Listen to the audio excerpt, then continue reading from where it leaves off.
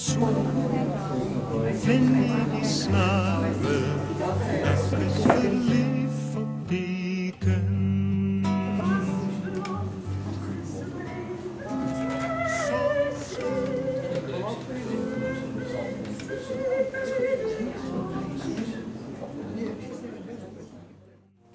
Dis donker man. Kapok sifstraal donker op swart rookse dag. Almal is bloedig en verdwaal. Die sneeuw en swart op die donker dag, moet hy maar stil. Daar's die afgrond. Daar's die donker maan. Dankie Martin, dames en here, baie welkom. Jammer dat het 'n rukkie gevat om aan die gang te kom. Maar ons is pioniers, dis met 'n nuwe ding, 'n nuwe inisiatief. Dit is 'n inleiding tot 'n baie lang, hopelik wonderlike reeks byeenkomste vir Afrikaans. Dis nie by Hap, ons is baie dankbaar dat die Hap dit vir ons doen. Gratis, iemand het betaal, ons kan nou elkeen wat hier is laat weet, waar julle moet kom. Is daar gelukkig, soos ek sê, hierdie gemaklikheid met hom. Daar is niemand wat sê, hy is een van die gebraakte 30ers of een van die gebraakte 60ers en dus onaanvaarbaar of nie van die volk nie. Dit is baie mense wat vastklou aan net die goed van die verlede, maar op 'n merkwaardige manier het Afrikaans nog altyd in elke geslag, as jy nog dink in terme van geslagte, het daar nuwe goed gekom en goeie goed gekom. Ja? En as jy nou gaan kyk, is daar nuwe studente, is daar nuwe mense wat musiek maak, kan fluit speel en hot boy, soos Shakespeare sê, al die instrumente kan bespeel, en dit is 'n wonderlike bemoediging. Maar ons begin by Boerneef, want Boerneef is ons almal se besit. Dis soos baie volke en lande en nasies meen, hulle het 'n Robbie Burns, of hulle het 'n Robert Frost, of hulle het 'n Longfellow, en mense wat in die nasie geweek is. Kipling was so in Engels, in die jingo tyd van Engels.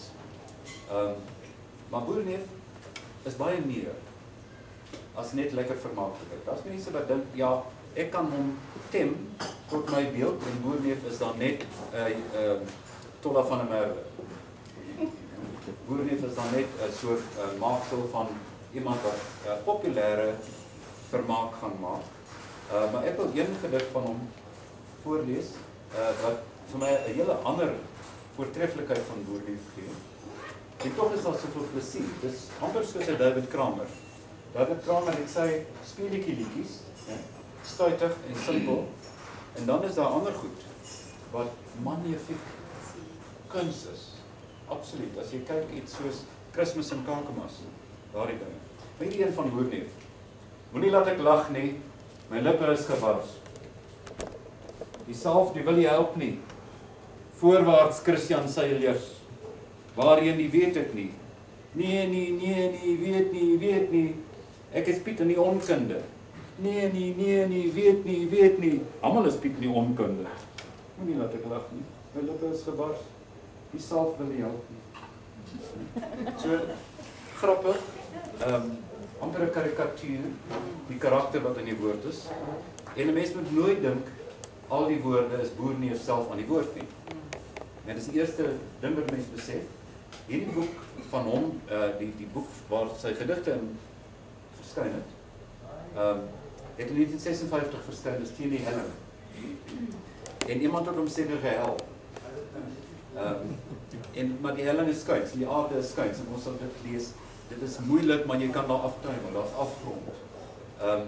En jy kan wees soos daai mitologiese figuur. Is dit Sisyphus wat die klip opgerol het teen die berg en dan rol hy maar weer af. Dit is Sisyphus, nee. En daar was ook die Tantalus figuur wat telkens gelok word, probeer kom by die druiwe en dan ontwyk dit hom en so meer. En Boerneef het baie daarvan, daardie prosesse in sy gedigte. En baie mense, soos Kannemeyer, sy literatuurgeskiedenis, plaas Boerneef in die verband van klipwerk van Bykerk. Nog iets wat deur middel van toonsettings by die volk uitgebring is. Verskeie mense het getoonset, ek in Engeland het saam met Mimi een keer gegaan na kerk, waar die uitvoering was van die werker van klip of iets het hulle dit genoem. Net van der Merwe het dit gesing. Ja, ek dink dis Neil van der Walt een van die dinge gedoen. En dan kan 'n mens ook gaan kyk by Klipberg en agterkom hoeveel wonderlike goed daar is. Die lewe is hier verwikkeld. Dit is nie maklik nie. Dit is nie maklik om in die Karoo te oorleef nie en vir duisende, miskien miljoene jare was dit ook nie maklik om daar te oorleef nie of op aarde te oorleef nie. Want dit is donker maan partykeer.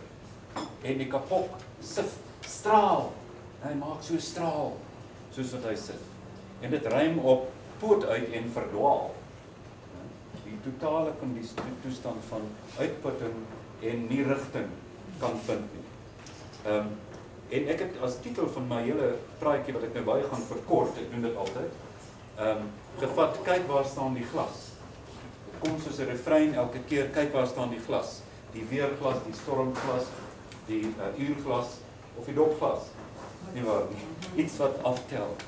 Dit kan tyd wees, iets gebeur. En al sing ons voorwaarts Christian Sailors, soldiers, maar hy spel dit met 'n y, Sailors. Soos gears in die kar. Dan moet jy besef, hier is kuns. Dit is nie net 'n vermaaklikheid of iets van daardie. Boerneef was in die akademie.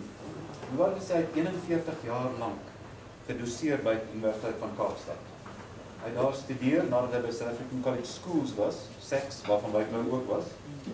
Toe gaan hy 'n bietjie in die onderwys en hy was 'n tyd lank in die Vrystaat vir sy gesondheid. Toe trek hy terug Kaap toe in Kamboerskloof en begin as dosent en hy het afgetree as 'n mede-professor by Kaapstad in die Afrikaanse letterkunde. Hy was daar saam met 'n klompie dertigers. Miskien met Martin nou weer 'n gedig. Ek wil juist eerder gepraat van die glas, en ek het nogal gemerk. Dus ons het nie met mekaar vooraf gekoop is om te sê wat ons gaan wees en wat nie. Maar hierdie gedig het my getref dan. Hy slaan vir jou tussen die oor.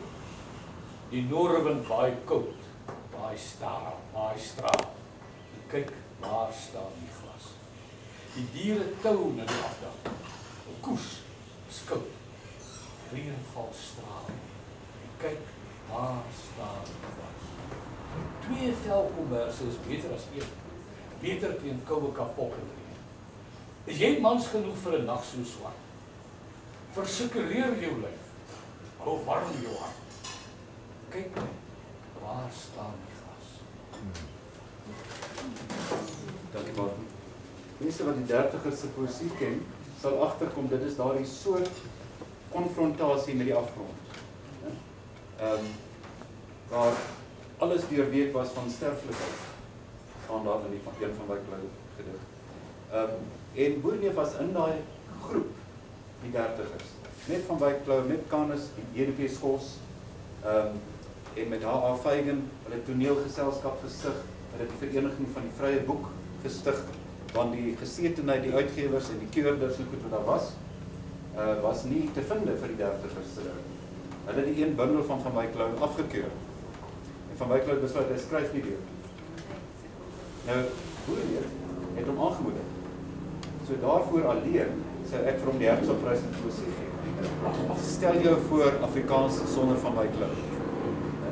Dit is ondenkbaar. So, daar was hy 30er. Hy het deelgeneem aan 'n polemiek ter verdediging van Hetty Smit se boek, sy kom in die sekelman. Sy kom nie by die airplane. En dit was regtig die kwessie van die literatuur wat wil groei en die politiek en die akademie wat wil terughou. So die dertigers het gekom saam met Boerneef en begin met die vereniging vir die Vrye Boek. Waarom sou dit wees? Of grond van wat? Verkramptheid. Verkramptheid. Ja. Daar was geen realiteit aan. Invalshoeke? Hulle het gesê, julle skryf oor individuele problematiek. Julle moet skryf oor volk. En in 1966 toe ek verwoord dieselfde ding gesê. Nini was by die Amphitheater. Ek het op die klippe gesit by die monument. En die soldate en goed het hier afgekom met Eeuwfeesberg. toe dokter Verwoerd gesê, ons kan nie 'n woord hoor wat hy sê nie, maar dit so weergalm oor die klippe. Nie stadig oor die klippe nie, maar taamlik haastig oor die klippe. Toe sê hy, die digters moet nie vra wat is 'n volk nie. Die digters moet die volk besing. Dit is presies wat Lam Jakob Rekob probeer doen het in die State of the Nation toespraak. Deur te sê dit gaan so goed en almal is so gelukkig en dit moet nie verander nie. Ons het al 'n hoofregter, 'n hoof sensor gehad, hy was 'n regter. Sy bynaam was Lammy. Dis nie uit te maak nie. Nee. En die hoofsensor het gesê, hy lees net die Reader's Digest. Hoekom wil mense ander goed ook lees? So die oomblik wat daar 'n vernuwing kom, en dit gaan oor individuele problematiek, verdwene mense met 'n gebrek of iets, 'n badmel, wat wel daar is te veel problematiek. Dis armoede en bywonerskap en goed. Hoe gaan jy so 'n boek skryf oor 'n goor Dawid? Nou net dink ons is almal goor. Van Wyk het wonderlik verwys na ou Hollandse sulke keerders, nie keerders nie, maar keerders. En hulle was predikante vir 'n verandering. En hulle name was Witte Vrommel en Droge Stoppel. So jy kan nou hoor presies waar die keer in vanaand gekom by Witte Vrommel en Droge Stoppel. En dit is wat gebeur het. Maar Boerneef en die regtigers het voortgegaan. Uiteindelik het hy sy Hertzogprys gekry, Van Wyk het 5 gekry in die proses. Boerneef moes ongelukkig wag tot hy dood is om dit te kry. En toe het hulle dit net gedoen sodat hulle nie vir Uyskriege moes gee. Want Uyskriege is 'n politiek. Hy het in die Tweede Wêreldoorlog gaan veg. Dit was onvergeeflik. John Foster het vir Opperman gebel op Stellenbosch en het gesê as jy vir hierdie lad prys gee, dan gaan ons hom arresteer. John Foster het hom gesê, sit 3 jaar by my in die klas met literaire opleiding, letterkundige opleiding, dan kan ons weer praat. Maar hulle het gesorg dat hulle akademici nie vir Uys die prys sou gee nie. Ek het 'n artikel oor geskryf destyds. En ons het besluit wat gebeur is dat Uys uitgeadministreer. Anders sou Boerneef het nooit gekry het nie. Hierdie verdienstelike wonderlike digter waarvan ons nou weer gaan hoor. Ek kan 'n bietjie stout wees. Hier het nog gepraat van Jakob Rekob en ek wil die volgende vra na iets wat ek gelees het. Dis nou eenmaal soos dit is. Jakob wil nie hoor nie. Jakob wil nie luister. En soos dit ook met Dorie. By die een oor in en by die ander oor uit. Ons mense is mos maar soos ons is. Ons praat mekaar al jemmers mis. Stoksiel alleen loop hy en ek en sy. Ons praat ons almal by mekaar verby.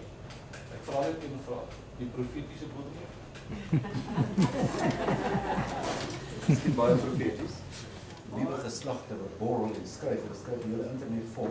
Meestal chol. Maar dis hoe dit gebeur. Jy is by iewers skryf oor hoeveel sy moet verwerk. Totdat sy uiteindelik kom met een wonderlike gedink. Picasso het in die einde van sy lewe verskriklik moes trek van huis tot huis. Want die volk het beskou, die volk van die wêreld het hom beskou as 'n celebrity. En toe wil hulle kom sien, waar is hy, hoe drink hy tee, hoe lyk sy atelier. En elke ding wat hy skilder, het hy gesê, dink hulle is wonderlik. Maar hy weet die meeste daarvan is rubbish. Die meeste moet rubbish wees. Want dis so dit werk op pad nou kunswerk.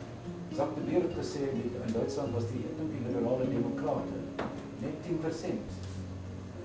Maar die 10% is so noodsaaklik. Want jy iewers in die koet sê, die discipline, die talent en die moed om aan Hoe moet ek maak met die tingeling? handhaaf. Maar Die tumindwa en die tromworstel. Hoe moet ek maak met die ligte kom? Hoe moet ek maak met die ligte kom? allemaal luister. Hoe moet ek maak met die ligte kom?